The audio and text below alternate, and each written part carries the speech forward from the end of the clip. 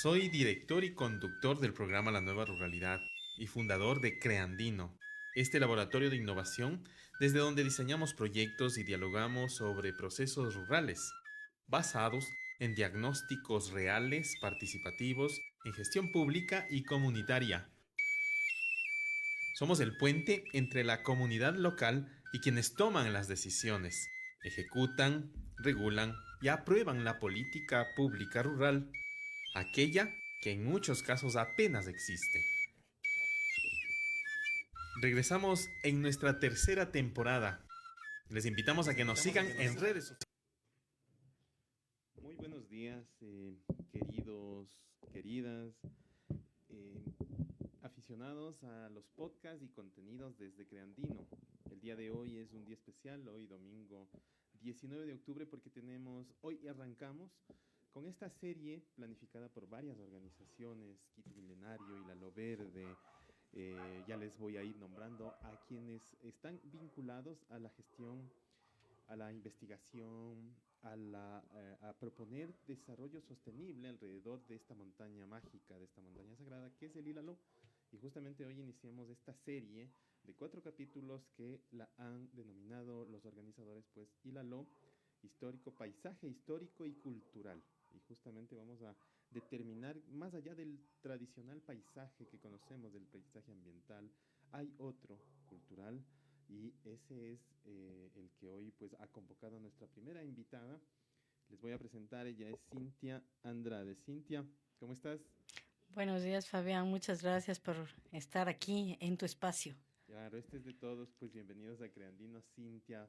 Vamos a conversar hoy, tenemos un tema muy bonito que me llama mucho la atención, que justamente habla de esta primordialidad, ¿no? De este origen de la iglesia La Merced. Pero ¿qué te parece, Cintia? Antes de entrar en materia, un poco cuéntanos cuál es tu afinidad, por qué te gusta la investigación local, esta investigación cercana, y también eres parte de todos estos colectivos, ¿no? Hilalo Verde, Quito Milenario, Método Magic, y tenemos otros también miembros, ¿no? ¿De dónde nace ese gusto, Cintia? Bueno, realmente estoy estudiando temas andinos hace, yo creo que más de 25 años y dentro de todo eso he ido descubriendo cosas que no nos cuentan, ¿no? He ido viendo cosas que aparentemente no vemos porque son nuestra cotidianidad. Y ahí se va descubriendo que no solamente tenemos historia en lo que vemos, por ejemplo, en las construcciones coloniales, Ajá. sino vamos teniendo historia en cosas que están debajo de esas construcciones o que no las vemos porque nos la taparon de cierta manera. Entonces, un poco por ahí fui investigando cosmovisión andina y después ya me fui metiendo a otros temas como por ejemplo toda la, la- la- la organización del espacio en la cosmovisión andina y lo que nos da lugar a que realmente el espacio en la cosmovisión andina y en nuestros territorios está ordenado de ciertas maneras, no es al azar. Ese ordenamiento que tú mencionas, no es al azar, es interesante. Determina de alguna manera acciones humanas, colectivos sociales que ya fueron haciendo historia, trazando de alguna manera rutas, asentamientos en estos territorios que se los conoce como ancestrales en el Hilalo Sinti. Sí, totalmente, ¿no? Tenemos caminos que, por ejemplo, no están hechos al azar, caminos que apuntan a las montañas, a los apus. Tenemos poblados que tampoco están hechos al azar. Tenemos centros ceremoniales que tampoco están asentados al azar. Tenemos cosas que están alineadas, por ejemplo, ¿no? Muy interesantes. Entonces, dentro de todo eso, en las investigaciones que he empezado a hacer sobre el Ilaló con estos colectivos, como Hilalo Verde, como Quito Milenario, hemos tenido, claro, ir más o menos descubriendo cuáles son estas cosas, ¿no? Entonces, dentro de eso, en la iglesia de la Merced encontramos cosas sumamente interesantes, ¿no? Creo que un poquito hay que remitirnos atrás y hablar de la extirpación de idolatrías. En la colonia, la iglesia estaba muy preocupada de evangelizar. Entonces, dentro de eso, empezó a tratar de quitar de en medio, ¿no es cierto?, los cultos anteriores. Ujú. Y para eso se empezó desde tratar de poner, por ejemplo, una cruz en donde había algún culto a algo, una pequeña capilla, una ermita, cosas de por este estilo, en donde ya había algo, ¿no es cierto? Entonces, por ejemplo, todas las iglesias del centro histórico de Quito están sobre centros ceremoniales antiguos, Wow. prehispánicos. Entonces, sucede que el rato que empezamos a ver también las pequeñas iglesias de los pequeños pueblos, sucede también lo mismo.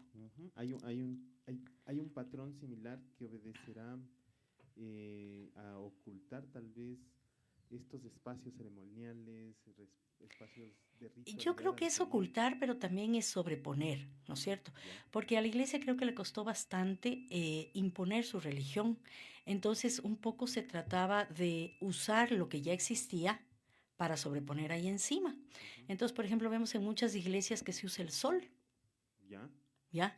Que los cáliz o los cristos o todo están dentro de un sol, porque el sol Todavía era estos símbolos, ajá, una simbología muy importante, ¿no es cierto? ajá. Aquí, entonces se usa un sol, por decirte, ¿ya? Interesante. Entonces, por ejemplo, en la iglesia de la Merced es sumamente importante ver una cosa, ¿no? Que la iglesia de la Merced está construida sobre un lugar que se llamó Cruz Loma, Ujú, es verdad. ¿ya? Entonces ahí tenemos ya dos datos muy importantes. Primero, que había una cruz. Eso quiere decir que había ahí algo que le importaba a la iglesia que tenía que ser extirpado. Podía ser una pachita, podía ser un centro ceremonial, podía ser, ¿cómo es esto? Podía ser un pollo de agua, por ejemplo. Cualquier cosa que hubiera servido a los pueblos originarios para hacer una reverencia, para hacer un culto, para hacer algo. ¿Ya? Ujú, Entonces a la iglesia le importó eso y puso una cruz. Esa es la primera. Y la otra, loma. Si nosotros vemos que esto está bastante plano ujú. y que aquí hay una loma, entonces podemos estar hablando de que aquí posiblemente tal vez hubo una tola o una pillacha quitu. Y mayormente sobre esas tolas o pillachas quitus se montaron pirámides truncas, pirámides escalonadas caras. Wow. Ahí podríamos ir describiéndole a la audiencia. Es decir, nosotros tenemos varios lugares que ya son conocidos como lomas, ¿no? Cruz Loma, Pataloma, y esta terminación Loma tiene que ver algo, la configuración geográfica, o menos en esta zona andina, tiene que ver algo, habla de rutas y justamente la ubicación de este hito que le- la Iglesia Católica empieza a configurarla aquí, tiene que ver también con estas rutas, con estos lugares altares. Sí, verás, mayormente los quitus utilizaban el propio paisaje Ajá. para hacer sus tolas y utilizaban el paisaje como observatorio. O sea, hay que entender que en la cosmovisión andina las cosas no están aisladas. O sea, un sitio que es un centro ceremonial no solo es centro ceremonial, sino también es un observatorio astronómico. También puede ser un marcador de solsticios y equinoccios. Puede ser un marcador de constelaciones. ¿Ya? Y también puede ser un sitio, por ejemplo, importante para un asunto defensivo, tal vez más militar. ¿Ya? Entonces, todas estas lomas que tenemos por diferentes lados y que a veces tenemos una cruz encima, tenemos esto, tenemos lo otro, es porque eran sitios importantes. ¿Ya? Pero en la cosmovisión andina siempre las construcciones y siempre los asentamientos tienen una lógica bastante más global, ¿no es cierto? Bastante más compleja. Entonces empezamos ya a ver esto, por ejemplo, solo el hecho de que sea Cruz Loma, Ujú. ¿ya? Empezamos a tener ya unos ciertos hitos, unas ciertas ideas de que algo pudo haber estado pasando aquí, ¿no es Qué cierto? bueno. ¿Ya? Entonces, ahí tenemos algo muy interesante. Además, algo interesante de esto es que la plaza que ahora está delimitada, que es una plaza hecha bastante después, Ajá. ¿no es cierto? Eh, las calles no son hechas como hacían los españoles. Los españoles hacían en cuadrícula y hacían como un cuadernito cuadriculado de matemáticas, ¿no es Ya. cierto? Así hacían los asentamientos. Algo así como en Sucede, el centro histórico de Quito. bueno, el centro histórico no es un damero realmente, eso es lo que se dice, pero si tú te pones a ver, ves que realmente no lo es, Mm. ¿ya? Que en una plaza grande hayan hecho pequeños cuadrículas, es otra historia. Pero las grandes calles llegan, por ejemplo, en las esquinas, llegan en diagonales. Y aquí nosotros vemos en la plaza La que las Merced calles usa están así. llegando en diagonales, Ajá. no llegan en cuadrículas. Entonces, mayormente a los centros ceremoniales llegaban así, en diagonales, las grandes calles, porque el centro ceremonial era importante, entonces había que llegar de varios lugares, entonces se llegaba de varios lugares al centro ceremonial. ¿Ya? Claro. Entonces tenemos aquí, por ejemplo, en la Plaza de la Merced, tenemos eso, que llegan en En diagonales, diagonales, ¿no? Oye, ¿ya? Cintia, y claro, parte de tu investigación propone que hay indicadores como las fiestas, por ejemplo, y en las fiestas se nota esas rutas, sobre todo en el Corpus Christi que se celebra en la Merced, pues hay una especie de memoria colectiva que va guiando a todos los participantes que vienen de diferentes barrios, de diferentes sectores, y son estas transversales, justamente las rutas que acompañan a la ida y vuelta de esta ceremonia en este espacio central, ¿no? Hay mucha memoria ahí. Hay muchísima memoria y eso es algo que yo que quería pedir también a la audiencia y que quería pedirte a ti. Es que desgraciadamente hay muy poca información escrita. Entonces, la información que podemos recabar es de la gente que vive aquí, Ujú. que le contó su abuelo, que lo hizo, o como tú dices, que todavía se conserva en una ruta y en peregrinaciones que ahora pueden ser, que hayan sido tomadas por la Iglesia Católica, ¿no es cierto?, como peregrinaciones religiosas de este momento, pero que en algún momento fueron peregrinaciones igualmente religiosas, pero con otras connotaciones, ¿no es cierto? Y que justamente la Iglesia Católica las tomó para sobreponer su religión a estas prácticas, ¿no es cierto? Ok. Entonces ahí tenemos un montón de datos que nos están dando ya cómo funcionaba todo esto aquí en la Merced. Y que no es que la iglesia de la Merced se hizo en 1828, creo, en 1862, perdón, Ajá. una capilla, sino que habían cosas mucho más atrás, habían cosas anteriores, ¿no? Entonces, por ejemplo, los pocos datos que he podido encontrar es justamente que en 1862 se construye una capilla, ¿no es cierto? Ujú. Primero hay una pequeña capilla en Cruz Loma, pero esa capilla como que era muy pequeñita, muy así, y de ahí se construye una capilla más grande, ¿ya? Y, pero no tengo información de cuál era la vocación de esa capilla, qué se adoraba en esa capilla, ¿no? Claro. ¿Ya? Entonces, por ejemplo, ahí no hay un dato, ¿no es cierto? No tenemos un dato histórico. ¿Por qué me llevo a esto? ¿Por qué es importante? Porque la Iglesia Católica mayormente igual sobreponía la adoración de, por ejemplo, un Cristo en un sitio donde sea un adoratorio masculino, o ponía una Virgen donde era un adoratorio femenino. ¿A qué obedecía esta masculinidad o feminidad por decirlo, del territorio?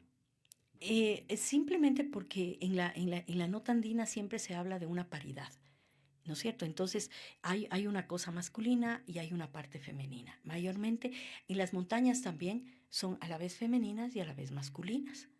Tal vez de un lado nosotros le veamos como Mama Cotopaxi y del otro lado le vean como Taita Cotopaxi. Ok.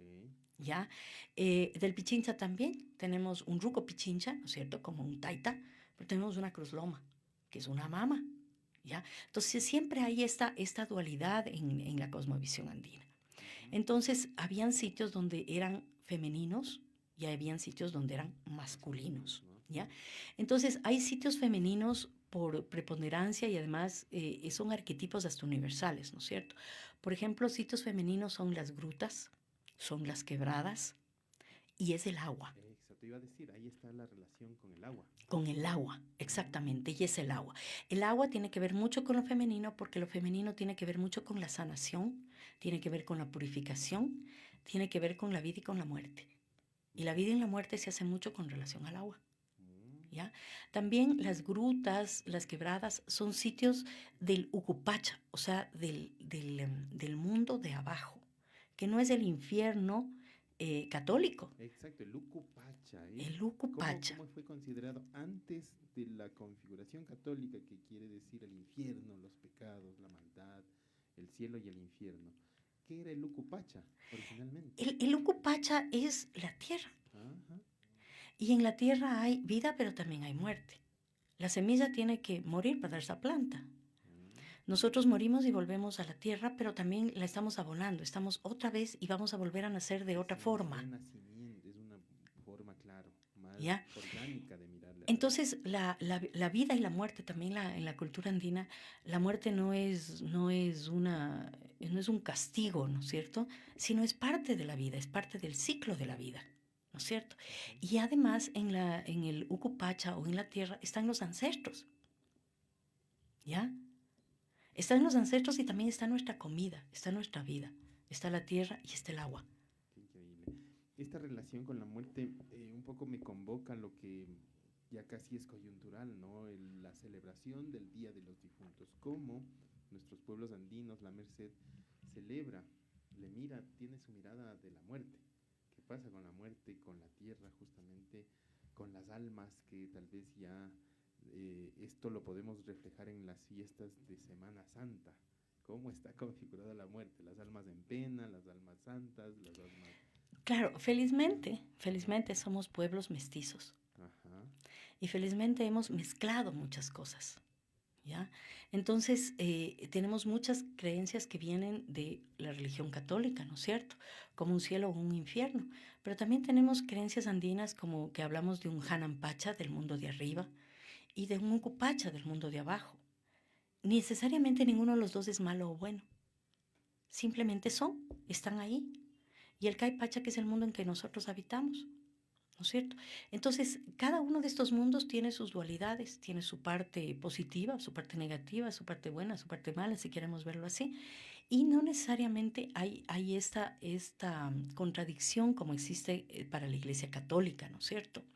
De que lo de arriba es lo bueno y de que y lo de abajo es el infierno o es lo malo. Exacto. Entonces, un poco en la nota andina nosotros no lo vemos así. Yo creo que una de las razones es porque tenemos mucha relación con la tierra y la tierra nos enseña que la vida y la muerte están entrelazadas, ¿no? Y son un solo ciclo, Ujú. ¿no? Entonces, claro, ahí tenemos una serie de cruces, ¿no es cierto?, con la religión católica y vemos que hemos cogido cosas del un lado y del otro. Y como decía, felizmente somos un pueblo mestizo y que hemos hecho una imbricación, un conjunto de todas estas creencias. Cintia, yo destaco mucho esta desempolvar información no tradicional que manejan la comunidad y también las autoridades, que tal vez eso puede nublar la posibilidad de tomar decisiones profundas, decisiones transversales, conceptos de protección y preservación. Por eso justamente destaco este colectivo que procura que el Ilaló sea un patrimonio, un paisaje histórico y cultural. Hay mucha relación ahí. Yo quiero destacar, antes de seguir avanzando, de entrar a un primer bloque, tú mencionas dentro de tus datos, por ejemplo, este sismo en 1938, el 9 de agosto, y cuyo epicentro es el Ilaló, es Alangasí. Estos elementos naturales configuran también en la memoria de nuestros ancestros elementos que pueden mover, cambiar la relación, la dirección, porque tú mencionabas algo sobre a qué obedece la advocación de una mujer aquí en la Merced, ¿no? De la Virgen de la Merced. Mencionas como que es la mujer protectora de los sismos, la mujer también que las fiestas de los morenos pues se cubren el rostro de negro y que la Merced es agua, digamos, hay aguas termales. Estas relaciones tienen sentido, Cintia. Claro que tiene total sentido. Mira, es interesantísimo ver, remitámonos a una cosa, a la Virgen de la Merced de Quito. Okay. La Virgen de la Merced de Quito tiene dos versiones sobre su origen de la estatua que está en el altar mayor de la Virgen de la Merced de Quito. La una es que cuando los españoles vinieron, eh, encontraron la isla de la Plata frente a las costas de Manabí y ahí había una escultura en piedra de una mujer cargando a un niño. Y a esa escultura los pueblos aledaños viajaban a dejarles votos de plata, ¿no es cierto? Por eso la llamaron la Isla de la Plata. Y dicen que un mercedario que iba junto con la expedición cogió la estatua de esta mujer Ujú. cargando el niño, de esta mujer desnuda, y se la trajo a Quito. Años después se le hizo este proceso de encarnado, que es esto de ponerle el color y ponerle toda esta como cerámica encima, ¿no es cierto? Darle toda la configuración, pero se le hizo sobre la estatua de piedra. Okay. Y esa es la Virgen de la Merced de Quito. Esa es la una versión. Es la primera, digamos, la que llega a la... Entonces, fijémonos que de lo que fue una adoración femenina de la Isla de la Plata, una adoración prehispánica de la Isla de la Plata, pasa a ser una adoración de la Virgen de la Merced, una adoración católica, ¿no? Y la otra versión es que en La Chorrera, en Quito, en este famoso lugar que baja al centro histórico, donde hay una gran chorrera, una gran cascada, había igualmente una virgen, no una virgen, sino una mujer de piedra que cargaba un niño. Y ahí ahí los indígenas iban mucho porque esta era una cascada, era una pacha, entonces iban a hacer adoraciones, llevaban flores, llevaban comida, llevaban esto. Entonces los mercedarios de Quito quitan esta estatua que estaba en La Chorrera y la llevan a la Virgen de la Merced, le hacen obviamente el proceso encarnado de todo esto y es la estatua que está ahí. En cualquiera de las dos versiones estamos hablando de exactamente lo mismo. Era una estatua prehispánica con una advocación femenina sobre el agua, sobre la sanación, sobre la limpieza, ¿no es cierto? Sobre todas estas cosas de la tierra y del agua, y se la transforma en una virgen católica. ¿Tiene relación los terremotos, los sismos? Sí, o sea, todo lo que tiene que ver con la Virgen de la Merced y mucho con muchas de las cosas femeninas tiene que ver con la tierra, con lo telúrico. ¿Ya? Entonces la Virgen de la Merced en la colonia se la saca cuando hay las grandes erupciones volcánicas del Pichincha para que calme el Pichincha y también cuando hay grandes terremotos. Entonces se la conoce como la Virgen de los Terremotos también, ¿ya? Que calma los terremotos. Entonces es muy lógico que en un lugar como el Ilaló, que estamos al pie de un volcán, donde tenemos aguas termales, ¿no es cierto? Aguas que salen del fondo del volcán, aguas que están calentadas por esa magma del volcán, tengamos una virgen telúrica y una virgen de agua, ¿no es cierto? Entonces tiene mucho que ver en esa parte, ¿no? Y no es una coincidencia, sino más bien es algo que tiene mucho que ver, que está bastante bien pensado, de qué clase de virgen o advocación se puede poner en un lugar tan telúrico como la Merced, en un lugar además que había ya una advocación femenina, ¿no? Justamente por este asunto del agua y del volcán. Ok. ¿Ya? Cintia, vamos, bueno, hagamos una pausita. Quiero agradecer los mensajes que nos envían y me hacen caer en cuenta que hay un error técnico con mi micrófono. Espero que se vaya superando. Cambiado un poco el micrófono. Ahí nos van reportando, más bien muchas gracias y ya voy mencionando los aportes también que hacen nuestros colegas, nuestros vecinos alrededor del Ilaló que están muy interesados en estos temas. Cintia, para ir cerrando este primer bloque, ¿cómo levantas tú esta información?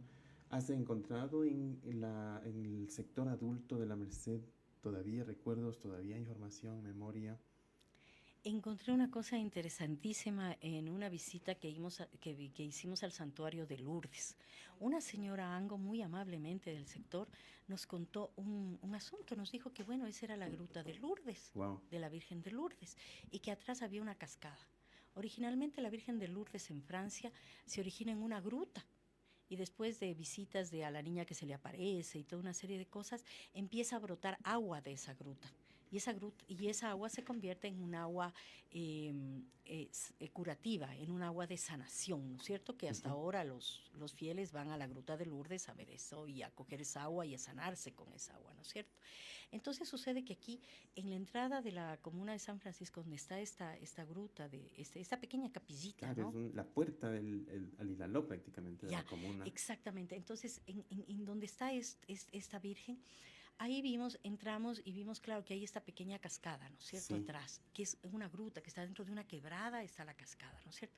Entonces vemos esta gruta que es igual que la de la Virgen de Lourdes, ¿no? Pero aparte de eso, la Virgen de Lourdes, que ya tiene que ver con agua, ya tiene que ver con una gruta, ya tiene que ver con la quebrada, la señora nos dijo que en la entrada de esa pequeña capillita había otra escultura de la Virgen de Lourdes que está hecha en piedra. Y que esa escultura de la Virgen de Lourdes la llevaron a la gruta ya cuando se trajo la Virgen de la Merced a la capilla de aquí. Uh-huh. Entonces eso nos da un dato que tal vez la advocación que tenía la capilla originalmente aquí era de la Virgen de Lourdes. ¿ya? Mm, Y de ahí se la cambia por la de la Merced y la llevan allá.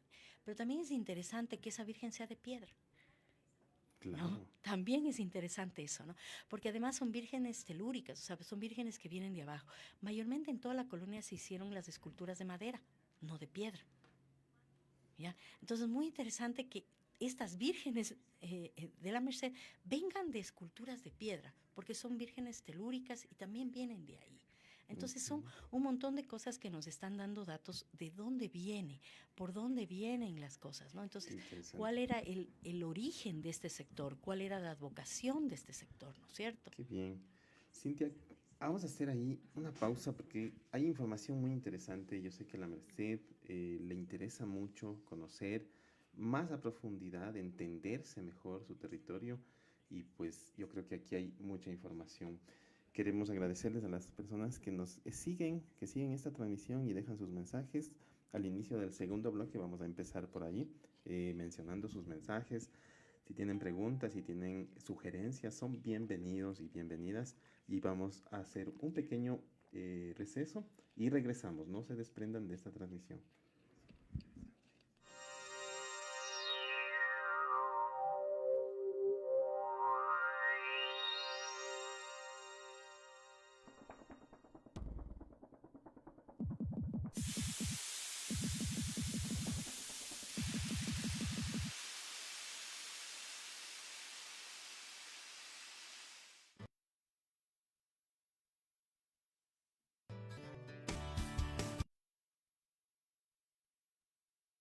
Y a tus aliados para la construcción.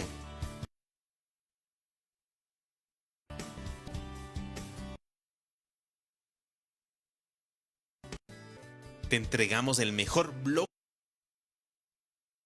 y nuestra propia planta de producción.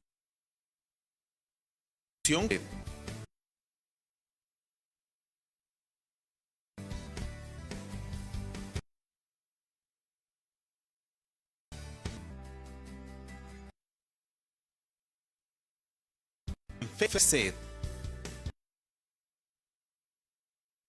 Nuestros servicios y productos 99 220 76.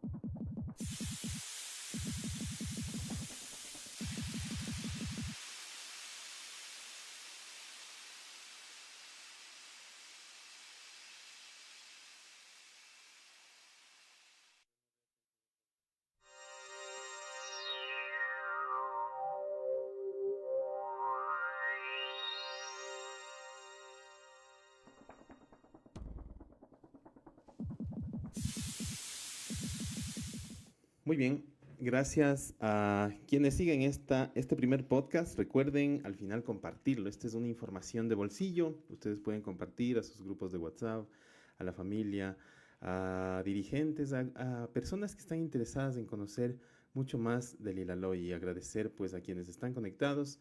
Xiomara y Surieta que envía saludos y agradece. Muchas gracias a Cintia por compartir tan interesantes descubrimientos de sus investigaciones. Nos dice Angélica Alexandra Herrera, súper interesante, ¿no? El Taita Inti. Angélica pregunta, ¿podrías explicar qué es una pillasha? Y un mensaje, un saludo para Richard Vladimir, él, desde Chuspillacu. Dice, la chorrera es un punto muy energético. El agua se siente que te habla. Mira esos aportes, Cintia. Provocas bastante reacción en cuanto a esto, ¿no? El agua, la relación que tiene el agua. ¿Qué opinas sobre esto de que se siente que el agua te habla? Yo creo que por supuesto, como andinos nosotros vemos que el agua nos habla, Nosotros vemos que las montañas, que los apus nos hablan y en general que la naturaleza nos habla, ¿no es cierto? Y nos está diciendo cosas. Y nuestros ancestros lo sabían muy bien y por eso se asentaban en sitios donde la naturaleza les hablaba. Wow. ¿Ya? Entonces, por ejemplo, vemos que muchas de las alineaciones, muchos de los asentamientos están, por ejemplo, en sitios telúricos, están en sitios energéticos o se alejan de sitios que no son propicios para nuestro desarrollo, por ejemplo, ¿no? Entonces, no era al azar que se ponía un cultivo en algún lugar, no era al azar que un sitio se cultivaba y otro no. Tenía toda una relación. Es que eran muy observadores de la naturaleza, eran parte de la naturaleza, estaban imbricados con la naturaleza, entonces conocían la naturaleza. Obviamente. Yo creo que la relación mucho más cercana eh, del trabajo agrícola, ese es el que permite tener este conocimiento, ¿no? La dirección del sol, lluvia, el agua, la tierra. Qué interesante. ¿Y qué es? Nos dice que es la pillacha. La pillaya son lo que se llama también una tola, ¿no es cierto? Son estos pequeños montículos que hacían los quitus, ¿ya? Mayormente usaban la propia topografía, o sea, si había un pequeño montículo le subían un poquito más, pero, pero usaban lo que tenía algún significado. No era en cualquier lado uno bonito yo le alzo, no, sino que tenía algún significado. Por ejemplo, un lugar donde podíamos ver mejor solsticios y equinoccios, o un lugar donde si yo me paro aquí veo que en el equinoccio de, no sé, de marzo, el sol sale por entre las dos montañas. Ujú. Entonces empiezan a ser marcadores del territorio, marcadores de tiempo, marcadores de tiempo de cosecha, marcadores de tiempo de Interesante. agua. Eran los relojes, los calendarios. Sí, empieza a hacer eso por un lado, pero también entonces con esta relación con la naturaleza también empiezan a ser sitios sagrados, ¿ya? Y Cintia, ahí me nace una pregunta. Creo que tú tienes un gráfico que describe un poco la ubicación de la iglesia, tal vez bajo estas influencias. ¿Tiene que ver hacia dónde apunta, hacia dónde se dirige las iglesias de manera general? Verás, mayormente como las iglesias están sobre sitios ceremoniales antiguos, Ujú. ¿ya? Están todavía, conservan alineaciones, ¿ya? Y entonces un poco viendo la iglesia de la Merced me pareció muy, muy simpático ¿Quieres que, compartirla? sí, por Ya, supuesto, ahí les presento. Exacto, mira, ahí es esta ¿ya? alineación de la iglesia a la Merced. Miren, la iglesia de la Merced está chueca con respecto a la plaza, Es decir, claro, se vería así, ¿no? Se ¿ya? ve así que está O como sea, en la diagonal. iglesia debería estar alineada con las calles de la plaza y no lo está, Ajá, ¿ya? Entonces, a mí me pareció totalmente curioso, porque además en la historia de la iglesia se dice que para 1948 se inicia la construcción de la nueva iglesia, claro. ¿ya? En el sitio de Cruz Loma, en el mismo sitio donde estaba la antigua iglesia. Entonces, seguramente también la antigua iglesia estaba alineada de esa manera, si se la construyó ahí mismo. Y después se hace la plaza, Claro. ¿ya? Hay una pequeña investigación que hicimos con un grupo de jóvenes en el año 2003 que determinaba que aquí había una capilla. De hecho, hay una fotografía de la fachada de la capilla que hoy es parte de la fachada de la iglesia y que obligó a la ampliación de la iglesia ya configurada así, justamente el terremoto que eh, de alguna manera la comunidad siente reciprocidad con su Virgen de la Merced que la protegió, a diferencia de Alangasí. Mira, en Alangasí en el terremoto las campanas habían caído a la plaza, prácticamente se había resquebrajado la iglesia y empieza ahí, y más o menos coincide con las fechas que presentas, a construirse, a ampliarse esta iglesia con trabajo comunitario. Pero originalmente ya esta capilla, digamos, ahí estaba la fachada, en esa Ahí dirección. estaba, claro, o sea, la orientación estaba ahí. Ajá. ¿Ya? Entonces, eso es muy decidor, ¿me entiendes? Si nosotros hacemos lo que se hace en el mundo andino, que hablamos de seques, ¿no? Los seques son estas líneas que dividen el territorio. Los seques pueden ser, por ejemplo, solsticiales, pueden ser constelares, pueden ser telúricos, pueden ser geobiológicos también, ¿no es Ujú. cierto? Pueden ser muchas cosas los seques, ¿ya? Pero los seques están ordenados. En el caso de Quito, los seques están ordenados en base a la torre de la catedral. Desde ahí salen de forma radial los seques. Entonces, por ejemplo, uno de los seques importantes es la calle García Moreno. Y ahí Ya, vemos las calles de las Siete Cruces, donde están exacto. toditas las iglesias porque están sobre centros ceremoniales antiguos. ¿Ya? Entonces tenemos todo eso. También hay el seque, por ejemplo, el 21 de junio, del solsticio de junio, que es un seque que viene por el Cayambe, pasa por Quitoloma, por Angamarca, por el Quinche, por Guápulo. Sube por calles que todavía se conservan, parte de la 12 de octubre, entra por la Guayaquil, por ejemplo, y llega a la torre de la catedral. Wow. Entonces, estos son seques que se conservan todavía porque son calles de la ciudad, Qué interesante, ¿no? ¿no? Y en el caso de la Merced, puede ser que obedezca a alguna, mirar alguna montaña o algo Sabes que he así. estado un poco tratando de ver cuáles son las alineaciones de la Merced, ¿no es cierto? Ajá, Entonces, ahí tenemos una cosa muy, muy simpática, ¿no? Por ejemplo, si dibujamos una línea desde la iglesia de Angasí hasta la iglesia de la Merced ya. y la prolongamos hasta el Visibaro, llega a esta nueva iglesia que me han dicho que se llama Juan Pablo II, pero no estoy muy segura, la que está sobre el Visibaro. Esta capilla que está sobre el Las tres Villar, ¿no? iglesias están alineadas. Mm, mira. Si vemos que esta iglesia de encima del misibaro es bastante moderna, pero al lado de esta iglesia hay un pozo de catequizado. Eso quiere decir que era un centro ceremonial ahí, Ajá. ¿ya? Ahí, Y además, a un ladito de esto, ¿no es cierto? En la otra puntita del visibaro también tenemos un pucará, claro. ¿ya? Entonces, claro, esa parte del visibaro era un centro ceremonial. Tal vez no tenía una iglesia, tal vez solo tenía una cruz, como la cruz que todavía tiene, ¿ya? Y ahora ya la construyeron modernamente la iglesia. Pero estas tres iglesias están alineadas. Otra de las cosas de la iglesia de la Merced súper interesante es que si dibujamos una línea hasta la cruz de la Leopoldo Chávez, ¿no es cierto? Pasa por la Huila del Señor y pasa por la iglesia de Pintaj. Ujú. Ya, ya. Hay una relación muy intencional, ¿no? Exactamente. La conectividad. Y creo que lo que tú mencionabas de esto de las tolas, de las lomas, son puntos geográficos que permiten conexiones. Antes no habían GPS, antes no había justamente posicionamiento geográfico, y esa era la tecnología que existía antes en nuestros antecesores, en estos pueblos originarios. Cintia, y es importante lo que tú mencionas, abre el siguiente episodio, que es hablar de Vigibaru. En este colectivo de varios investigadores locales, pues va a haber información muy importante para la Merced, para la comunidad del Ilaló, para también quienes toman decisiones. Eh, Cintia, vamos cerrando este primer podcast interesante y vamos como una especie de conclusiones. ¿Hacia dónde apunta toda esta información, toda esa investigación?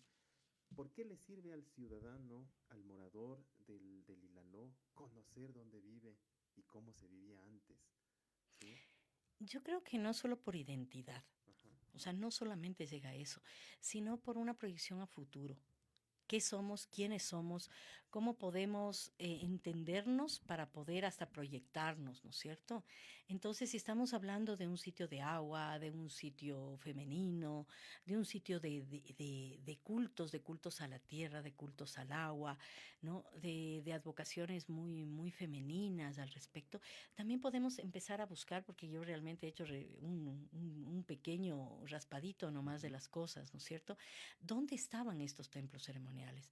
¿Dónde estaban estos grandes marcadores de solsticios de equinoccios? ¿Dónde están estos caminos que nos llevaban a estos lugares? ¿No es cierto? Un poco que eso ha investigado Fernando, que va a ser el próximo podcast, ¿no es cierto? Ujú. Todos estos caminos ancestrales, ¿no es cierto? Y poner en valor esos caminos ancestrales.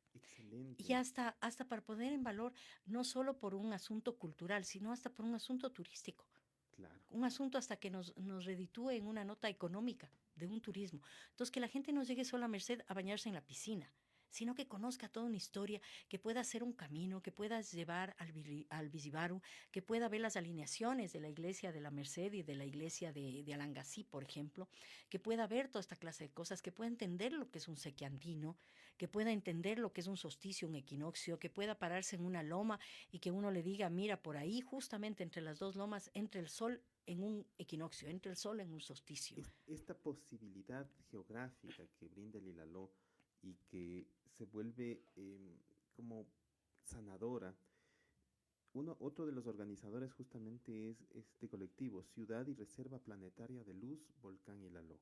Si esta información, Cintia, se la manejara en las oficinas de diseño, de planificación urbana, de los GATS del municipio, si esta información conociesen a profundidad los GATS parroquiales, ¿estuviésemos gestionando por gestionar las obras o hubiese una relación, como tú dices, cultural, paisajística, que además la intervención, obedecería y apoyaría a esta lógica de conservar esa memoria? Ahí la diferencia. Si esta información estuviese en manos de quienes toman las decisiones, se debería llegar hacia allá. No solo se debería llegar hacia allá, sino con una concepción muchísimo más amplia, ¿no es cierto? O sea, no voy a pavimentar el empedrado, no, porque el empedrado es una calle ancestral. Exacto. Entonces, no hay que pavimentar el empedrado por pavimentar el empedrado, porque hay que conservar esa ruta ancestral, ¿no es cierto? Pero además, yo creo que ahí nos falta durísimo un concepto, ¿no? Que es un paisaje cultural. Estamos hablando de un paisaje natural y cultural. En este momento no solo hay que conservar, por ejemplo, el Ilaló, la parte natural del Ilaló, tratar por ejemplo, trabajar en la erosión que existe en el Ilaló, por decirte eso, o tratar de conservar bosques más nativos, tratar de ver qué se hace con el eucalipto, que no es una especie nativa y que Ujú. causa problemas de incendios y un montón de cosas, ¿no es cierto? Exacto. Sino verle como un paisaje cultural. ¿Qué es el paisaje cultural? No es una invención, ¿no es cierto? Es una categoría de la propia UNESCO. ¿Ya?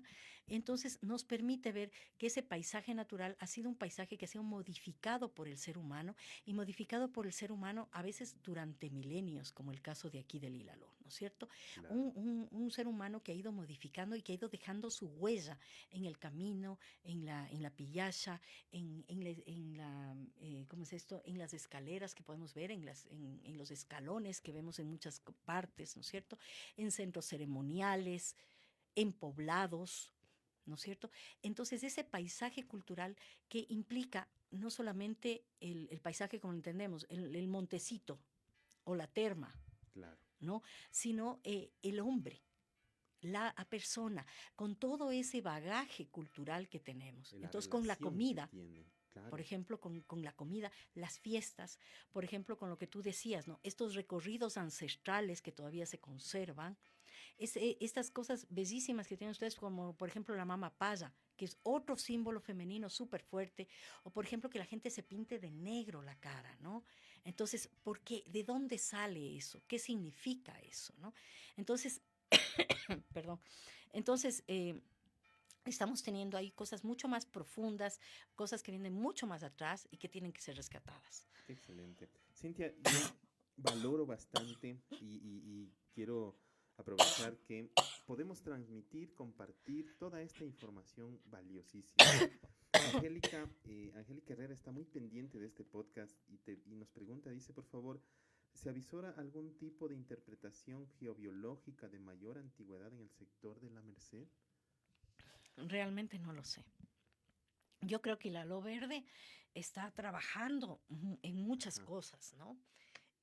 Pero Sírvete así agüita. como una interpretación, Todavía no. Sí, no lo bueno, sé. hay mucha información, Cintia. Vamos, yo les voy a anunciar ya para el siguiente podcast que va sumándose. ¿A qué hora va a ser? El próximo 26 de octubre. Ya me pasan el dato aquí los compañeros.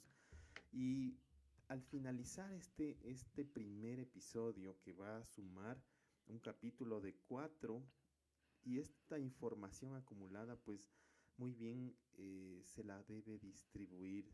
Tú mencionabas que deberíamos tener una documentación escrita que también se la pueda compartir, se la pueda difundir. Y yo creo que en ese esfuerzo está este colectivo.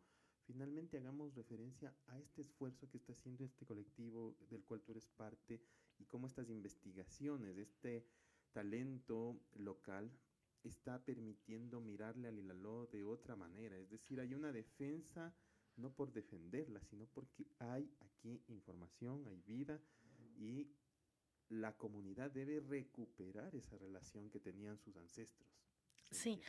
mira, desde Quito Milenario, desde hace ya bastantes años, Diego Velasco, que realmente encabeza el colectivo, ha hecho un esfuerzo muy grande en editar un montón de libros sobre temas de cultura andino de diferentes lugares. En este momento se está haciendo un primer acercamiento a todo esto del Ilaló, ¿no es Exacto. cierto? De editar un libro con diferentes autores, como siempre hemos hecho, que aportan desde diferentes ángulos, desde diferentes temas, desde diferentes cosas a una misma asunto, ¿no? En este momento también estamos trabajando con, por ejemplo, toda esta información que ahora tengo, o con información que ha hecho Fernando, mucha investigación que ahí se ha hecho, para justamente ir sumando, ¿no? Y dejar a veces simplemente, como yo les acabo de decir, hay cosas aquí, hay seques, hay cosas y que te falta mucho de investigar, ¿ya? Pero ya empezamos haciendo unos pequeños hitos y empezamos poniendo unas pequeñas piedritas para hacer ver que este asunto va mucho más allá. Y de hecho ya empezaron a hacerse caminatas. Ayer hubo una segunda caminata. Estas caminatas queremos ratificar a la audiencia que se sigan vinculando, se sigan sumando, porque ahí nomás ya están recorridos de sitio, ¿no? Procurando recuperar estos espacios como la loma de Villibaru. Y justamente Fernando Ponce nos escribe, te agradece mucho Cintia por esta muy interesante investigación y dice, bueno, Fernando se refería también a esto de los caminos, ¿no? Todo a pesar que los caminos son espacios de contemplación. Y Fernando es quien va a estar en la siguiente semana, el domingo 29 de octubre, hablándonos de el camino de los incas, del Ingañá, ¿no? Antiguos caminos preincaicos, aquí por esta señal, a las 9 de la mañana, igual que hoy, sumamos un segundo capítulo. Cintia, finalmente quiero felicitarte por este trabajo que haces en favor de liberar esta información, de liberar esta investigación que nos deja enriquecidos, nos deja con algunos datos interesantes, nos deja también con algunas inquietudes que tenemos que seguirlas debatiendo. Y finalmente queremos escuchar tu mensaje de hacia dónde apunta esta información, cuán importante es que se conozca más allá de lo que tú mencionabas al inicio, de lo tradicional, que conocemos las cosas tradicionales que están inclusive en la política pública, pero este esfuerzo colectivo es para que esto también entre dentro de la gestión de la política pública, Cintia. Sí, yo creo que en ese momento mi mayor interés realmente es conocer lo que la gente sabe. Desgraciadamente hay muy poca información, como te decía, muy poca nota escrita, muy poca información a la que uno pueda recurrir. A mí me interesaría muchísimo que la gente empiece a contar qué es lo que sabe. Mi abuelito me contó, mi tía decía, cuando yo era chiquita hacía, por Ujú. dónde iba, qué comía, qué hacía, Exacto. a dónde me llevaba mi mamá cuando era junio, a dónde me llevaba mi papá cuando yo qué sé qué comíamos cuando era tal fecha del año, qué hacíamos. Todo eso nos va a estar dando información, por ejemplo, ¿no? Porque a veces se conservan, por ejemplo, ciertas tradiciones como la colada morada y las guavas de pan, ¿no es cierto? Exacto. Que a veces no sabemos de dónde viene, Ujú. pero todavía se conserva la tradición. Entonces, por ejemplo, en junio yo hacía tal cosa y tal otra. Tal vez por el solsticio de junio. Mm. En marzo yo hacía tal otra cosa, no sé qué, no sé qué. Tal vez por esto. En este lugar me llevaba mi abuelita a recoger plantas, pero era en mayo. ¿Por qué sería? ¿No?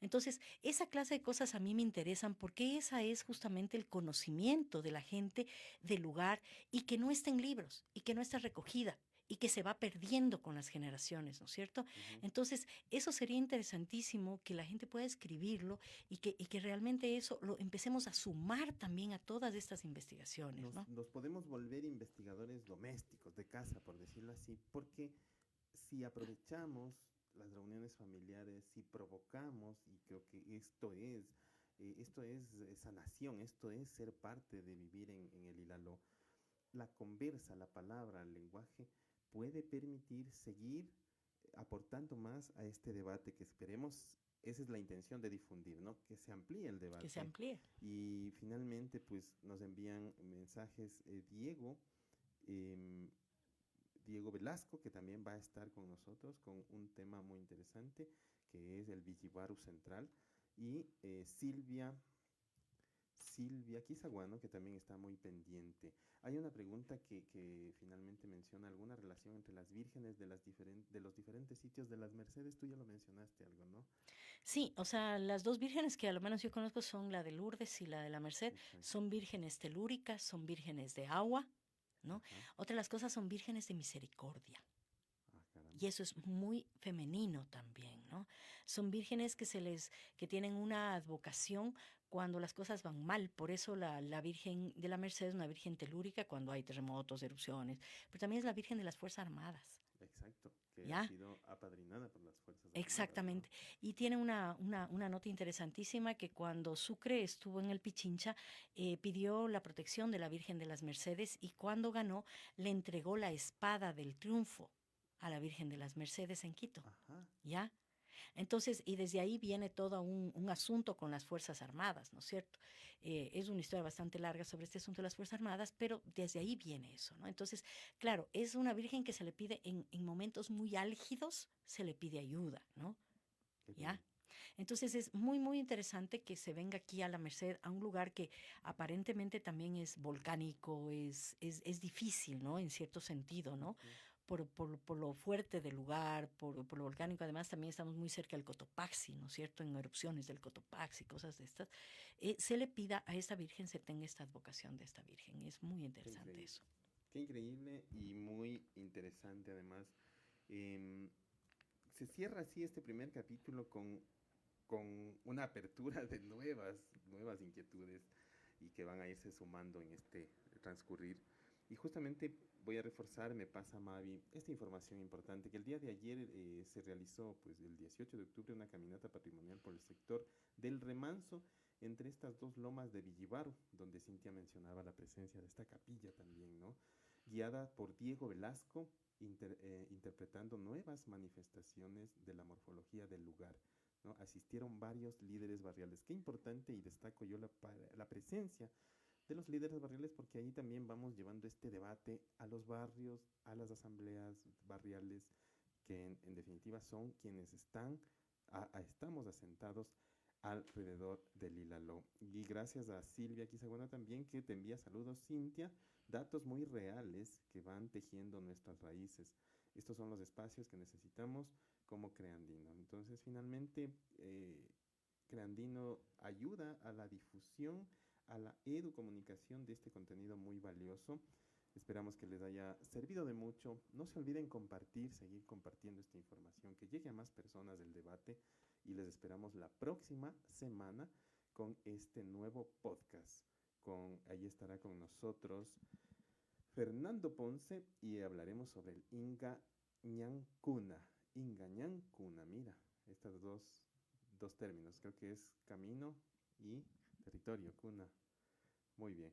Cintia, muchas gracias. Un mensaje final y un saludo a tu audiencia también, que te agradece mucho por esta información y este tiempo entregado a la investigación.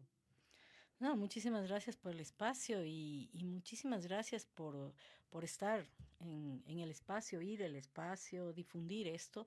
Y ya te digo, yo reitero que lo que a mí más me interesa es justamente que la gente hable, que la gente cuente y que ahí vayamos sumando todo este conocimiento que no se puede encontrar en libros, Exacto. desgraciadamente, ¿no es cierto?